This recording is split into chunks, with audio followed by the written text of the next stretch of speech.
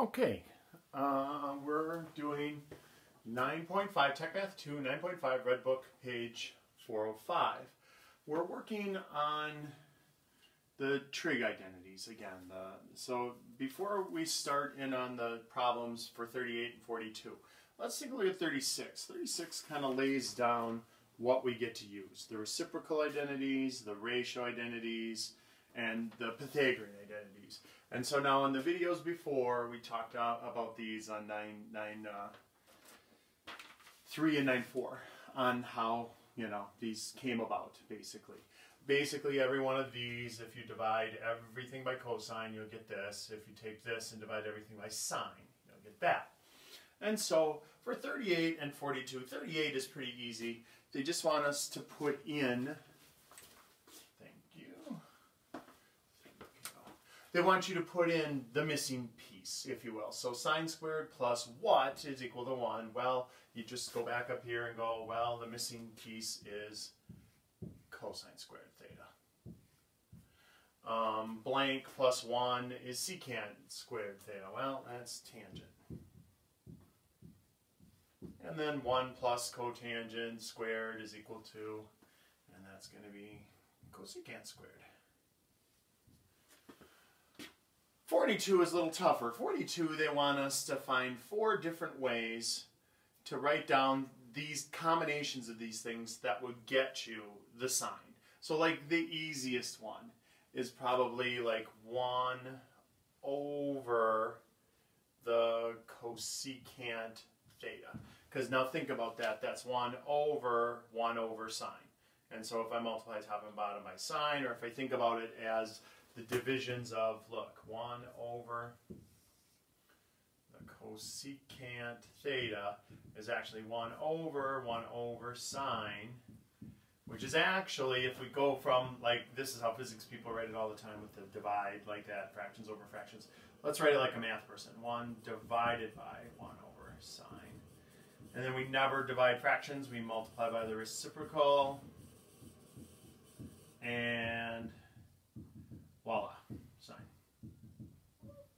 So, maybe that wasn't that easy. Let's take a look at another way that we could get sine, where we could shake it out to be sine. If we think about tangent is sine over cosine, we could take the tangent theta, which is really sine over cosine, and multiply it by the secant.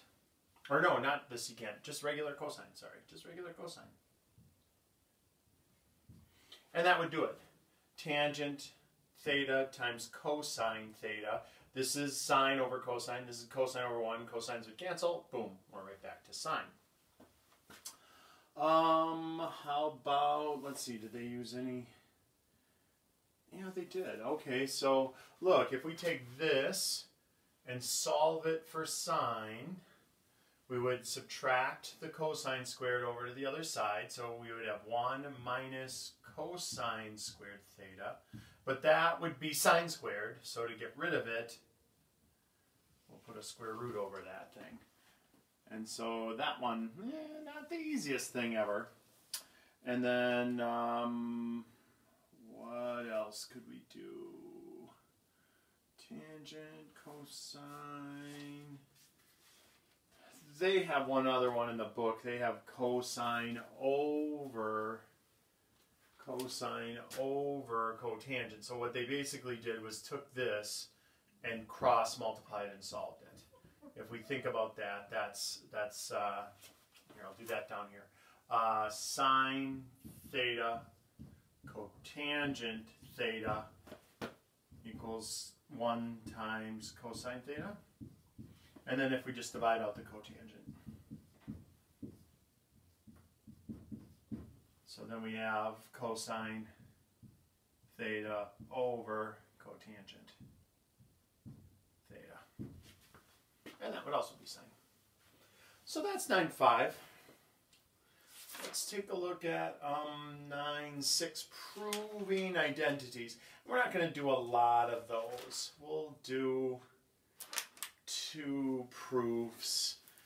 I don't know if any of those made the test or not. I mean, it's important that you know that they're out there, so we'll take a look at like 2 of them, but don't get too worried about it.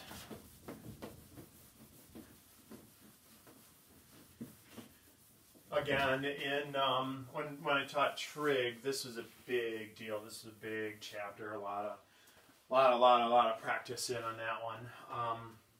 But here, I think they just want you to know that they're kind of out there. That's all. So 9, 6. We're on page 408. Oh, look, you can just make the 5 into an 8. And here, we'll look at 44. We're going to look at just 2 pretty quick ones. So 44, cosine theta is equal to sine theta, cotangent theta. And they want you to prove that. So what we're going to basically do, we're going to leave this side alone. We're going to pick this side to work on, and we're going to make this side look like that side. So sine, we're just going to leave sine. But cotangent, we're going to replace cotangent with, now remember, tangent is sine over cosine, so cotangent is cosine over sine. And so if we look at it that way, then look at what happens. We cancel those sines off, and then we just have cosine theta equal to cosine theta. So that was a one and done, one step proof there. We'll take a look at, let's do 50. Ooh, 50. So that one's a little more involved. We've got sine theta tangent theta is equal to secant theta minus cosine theta. And they did kind of a big no-no in the book here. If you look at the book, number 50, they worked both sides of the equation. You're not really supposed to work both sides of the equation. So what we'll do is we'll pick this side and try to make it look like this side.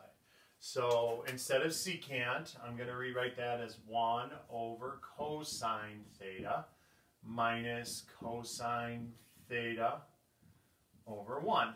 And now we're going to just go back to our basic rules of adding and subtracting fractions. They need a common denominator.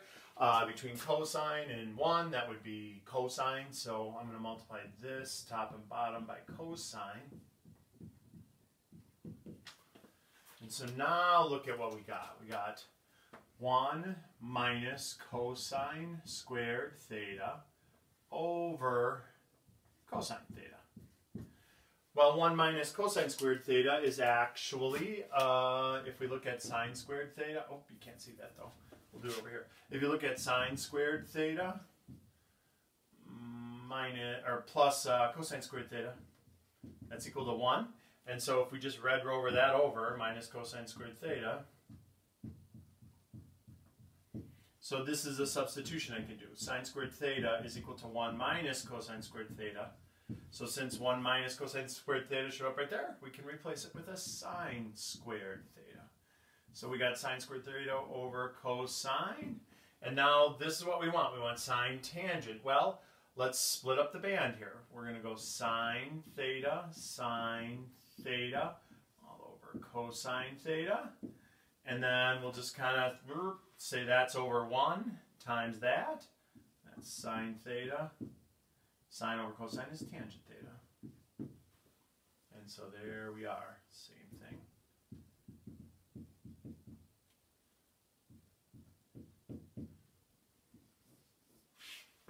All right. So that was 9.5 and 9.6.